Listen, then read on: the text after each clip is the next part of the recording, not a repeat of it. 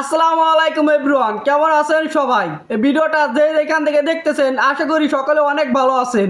আজকের এই ভিডিওটা দেখার মাধ্যমে আপনি যে কাজটা শিখতে পারবেন সেটা হলো যে কোনো ছবিকে আপনি এইচডি কোয়ালিটিতে এডিট করতে পারবেন খুব সহজেই, এবং অস্পষ্ট ছবিকে আপনি স্পষ্ট করতে পারবেন, এবং নষ্ট ছবি এইচডি কোয়ালিটিতে রূপান্তর করতে পারবেন, এবং এইচডি কোয়ালিটিতে সেটা এডিটিং হবে।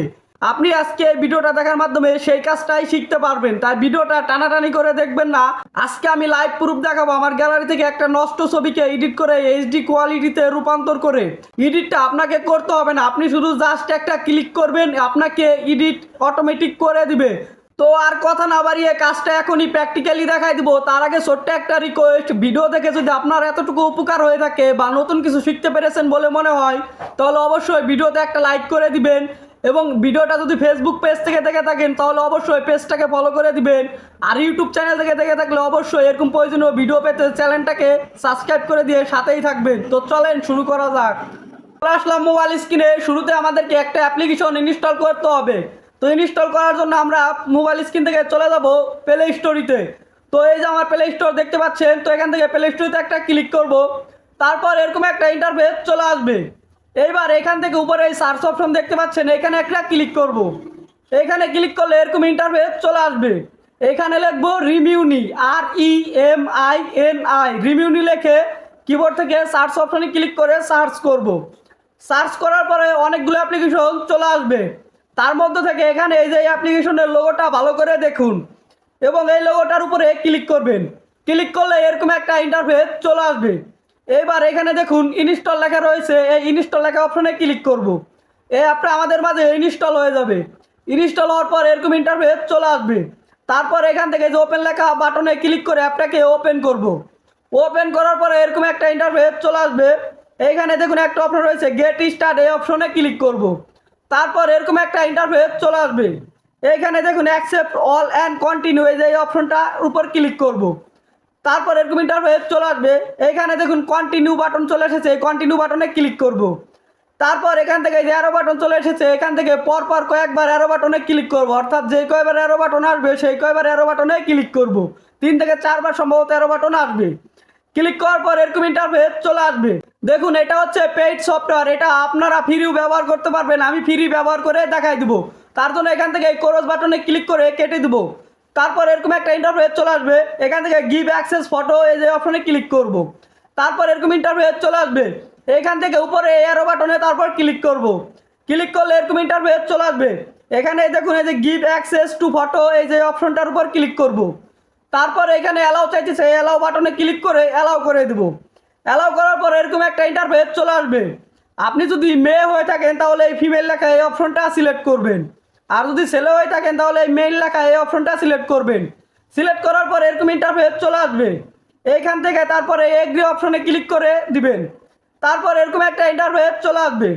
এখন এইখানে দেখুন এই যে ভিডিও অপশন, আপনি চাইলে এখান থেকে ভিডিও এডিটিং করা নিতে পারবেন, তবে ভিডিও আপনি ফ্রি এডিট করাই নিতে পারবেন না, আপনাকে টাকা পেড করে এডিট করা নিতে হবে।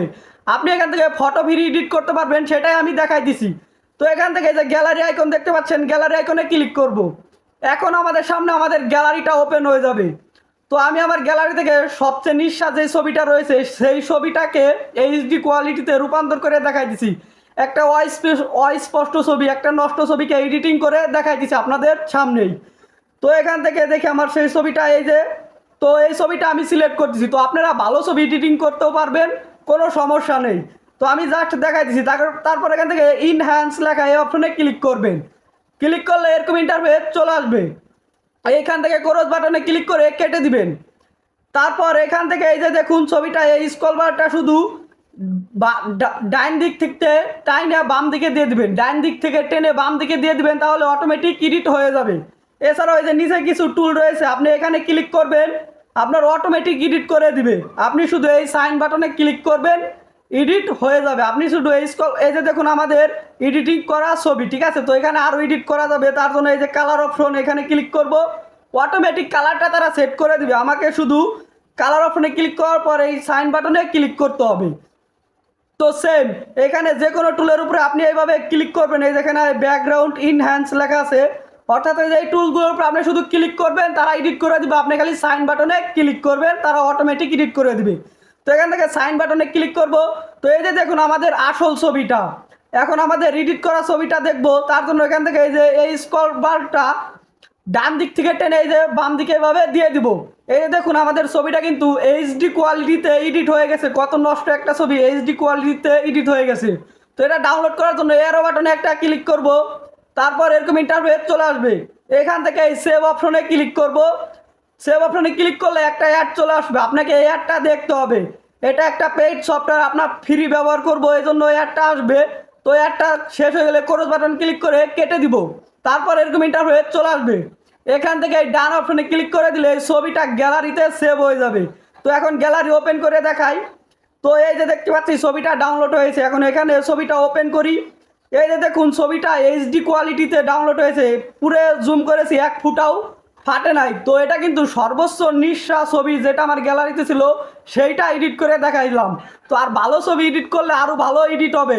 তো আশা করি বুঝাতে পেরেছি। ভিডিওটা বুঝতে কোথাও অসুবিধা হলে অবশ্যই কমেন্ট করে জানাই দিবেন। আর চ্যানেলে নতুন দর্শক হয়ে থাকলে ভিডিও দেখে উপকার হইলে ভিডিওতে অবশ্যই লাইক করে দিয়ে চ্যানেলটা সাবস্ক্রাইব করে দিয়ে চ্যানেলের সাথে থাকবেন এরকম প্রয়োজনীয় ভিডিও পাওয়ার জন্য। তো আজকের মতো আমি রাহিম বিদায় নিচ্ছি। দেখা হচ্ছে নেক্সট ভিডিওতে। ততক্ষণ ভালো থাকুন, সুস্থ থাকুন, আল্লাহ হাফেজ।